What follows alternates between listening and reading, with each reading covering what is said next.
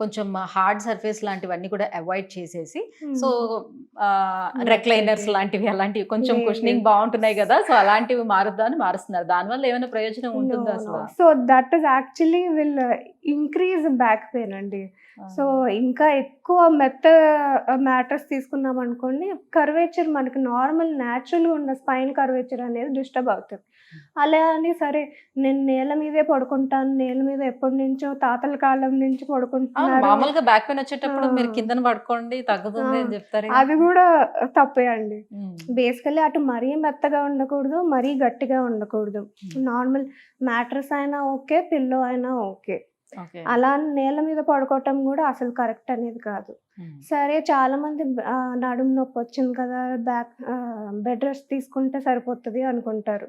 Um. But bed rest వల్ల ఇంకా చుట్టుపక్కల ఉన్న మజిల్స్ వీక్ అవుతాయి తప్పితే దానివల్ల బ్యాక్ పెయిన్ రిలీవ్ అని అయితే అవ్వదు.